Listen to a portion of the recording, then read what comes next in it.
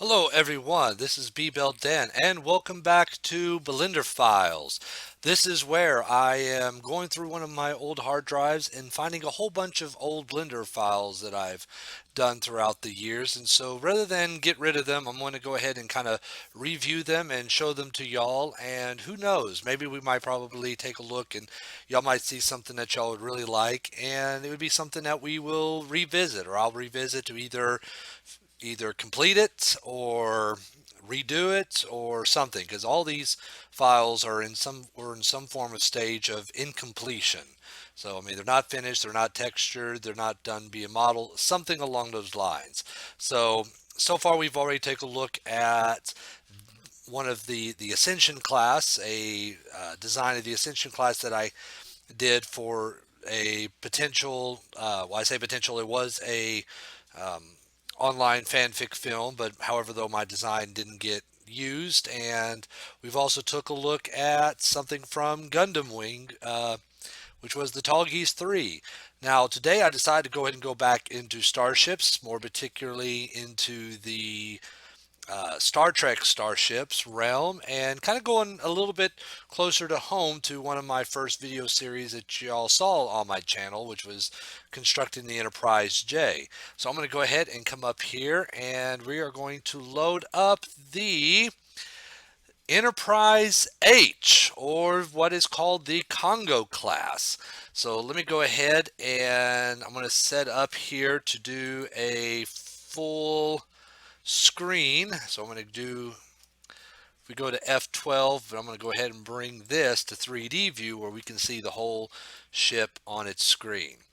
So for those of y'all that don't know what the Congo class is, if I rotate the ship into a into an angle similar to that, y'all might probably recognize this. This is a um, for lack of a better term, kind of a canonized ship in regards that it was on the Star Trek ship The Lines. It wasn't canonized in that it was seen on screen or anything, but it was featured on the Ships of the Line calendar. You see it, I think, on the cover of one of the Ships of the Line calendar. It even has a ship inside it, and I think that right there is pretty close to the angle that you see it in. And and it's actually made of two portions of vessels that we have seen, and we'll go more into that.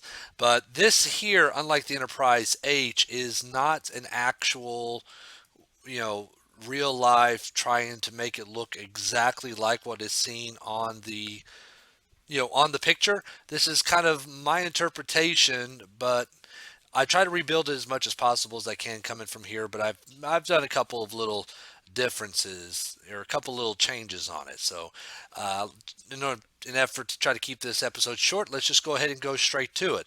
First off, some of the technical details about the ship. I do not have an idea of how big this ship is.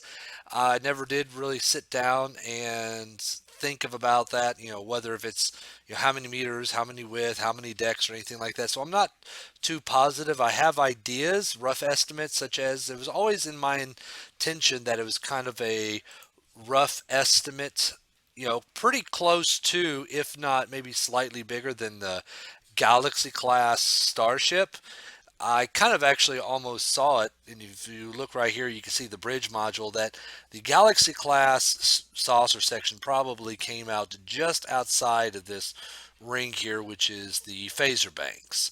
Maybe just a little bit bigger, so the saucer section has a little bit more volume than the Galaxy class ship. The secondary hull obviously does have a little bit more volume, but beyond that, I don't really have any kind of idea. It's not as tall as the Galaxy class vessel. It's a little bit more squished flat, as you can probably see.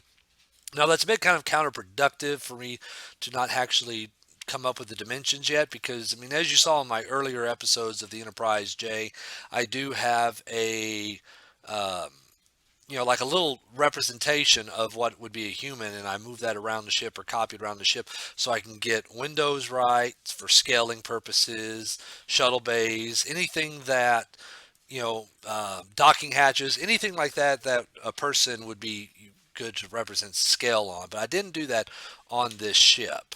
And the scale, I can't go with the scale because on the calendar, because if you're not too familiar with the Congo class, and that is the official, quote unquote, official name of the ship, is that it's actually a combination of two ship classes. The secondary hull, which is this portion right here, is actually supposed to be the Altair class, which was also on the ship's line calendar, but it was never seen on screen, with the Enterprise J saucer section that was slapped on it. And it was a real quick, dirty model that was made, but it was shown on the ships of the line calendar. And with that being said, I mean, you can't go with the picture because the Altair class, even though I don't know exactly how big it is, picture evidence shows that it's much, much smaller than the Galaxy class. I mean, it's not even probably maybe half the size of its saucer section. So it's a very small ship. It was more of a test bed ship than anything. It didn't have any kind of saucer section or anything like that. But for that being such a small secondary hull, the saucer section of the Enterprise J, I mean, that's a 2 mile long ship. So, I mean, there's proportion issues there. So I had to kind of come up with my own dimensions. So I don't know any of those details. Any details I do know are kind of basic, because I was just mainly designing the ship for fun. And I do call it the Congo class. It's my interpretation of the Congo class. And if I got to the point to where I would start sketching or texturing it, this would be the Enterprise H, NCC 1701-H, because I thought that the look fit very well between mostly the Galaxy class and the Enterprise J. I thought it was kind of a good little intermediate section. But let's take a closer look at the ships. As you could, starting off from the saucer section here, here's the bridge module. The bridge module, I mean, in this, once again, this ship isn't really completely done, but we kind of took reminiscence, throwback to the Connie refits, to where there was a docking port directly in behind it. So, important delegates or what have you, they're not beamed aboard, that would prefer to be transported aboard, could dock up straight in here and meet with the captain. Of course, there's the windows for the briefing room. I did come up with kind of a rough layout of the bridge plan, and there's some photon torpedo tubes right off behind it. Now it is a slightly recessed. I mean, because on the Enterprise J, the entire bridge module is completely recessed into the hull. You really can't see it. This one right here, I was starting to kind of get that idea of that the Federation is starting to want to kind of recess those and offer them just a little bit more protection, so it's slightly a little bit more recessed. As you can see, I kind of borrowed from the Sovereign class for this little detail right here onto the ship. The bottom portion definitely is throwback from what the Enterprise J looks like. Uh, the texture on the Enterprise J didn't have anything detailing this area because it was covered by a portion of the hull. So I just kind of came up with these little black grill details here. Kind of saw those. This might be um, maybe possible sensor panels or something like that. Really haven't thought too much out on that. There's a whole bunch of windows and stuff. I started working on some of the windows here. They were a separate texture, so I could always get rid of it, delete it, and get rid of it if I didn't like it. But the scales really aren't quite where they should be in regards to the windows. But moving right along, the ship does have a saucer separation capabilities. As you can see here, this right here is the engineering hull. It has its own separate bridge module, battle bridge area, and this ship right here is completely capable as its own separate ship.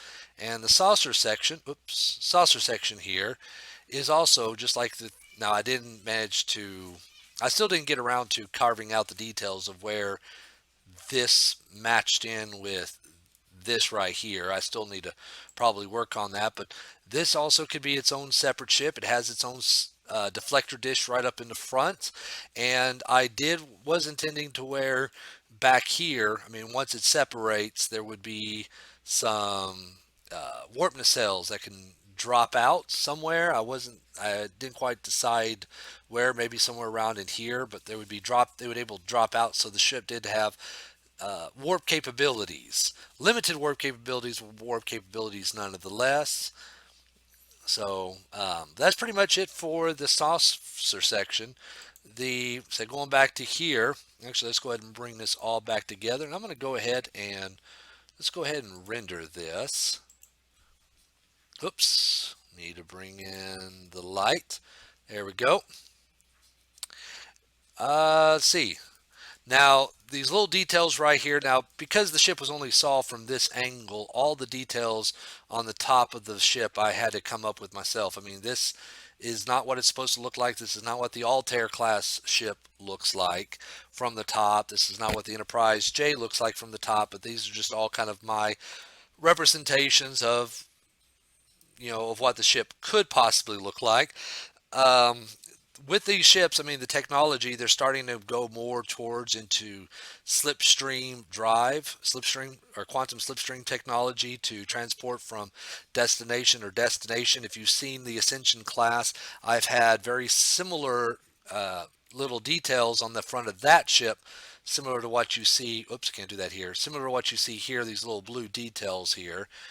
And that's all a part of the slipstream drive technology that I kind of invented in my own, what eventually became my own quasi universe, because I'm pretty sure that the real Ascension class isn't using this type of technology, but it's it's technology that has to be onto these ships that project the the oh the that project the opening to go into the slipstream.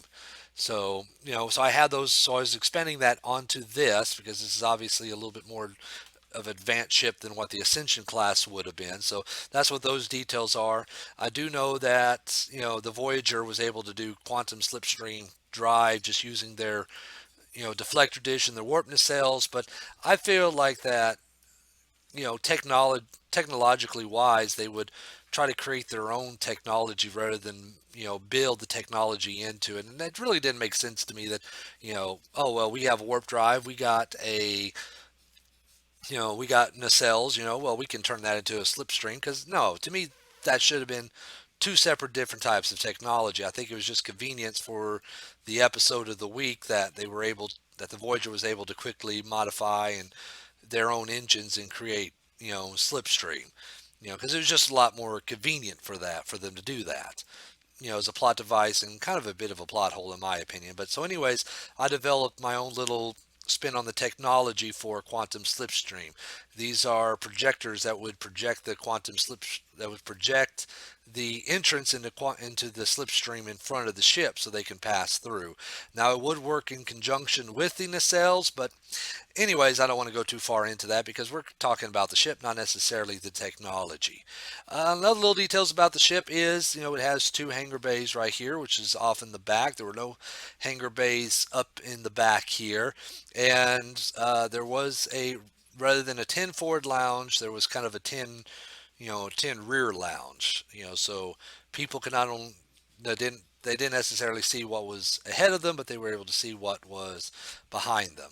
And also I went ahead and borrowed this right here, this little detail, whoops, right here, as kind of, once again, no, not this little detail here, as kind of a throwback to what was on the Enterprise J. You see that detail in the back portion of the ship, glowing blue, and I kind of saw that also as, once again, kind of a throwback to the, once again, the movie Constellation class ships. And once again, I think that might probably have a similar use to these grills here for their quick slipstream, or the type of drive that I think for the Enterprise J would have, that would have something to do with that, because the Enterprise J is moving not from one point of the galaxy to the next point of the galaxy, but from universes, from a, not universe to universe, but from one galaxy to a whole other galaxy. So you have to move pretty quick because the distances between galaxies is definitely a lot farther than the distances between one solar system and another solar system within our same galaxy. So they would have to drive pretty quick. Last little details is that now these on the Altair class.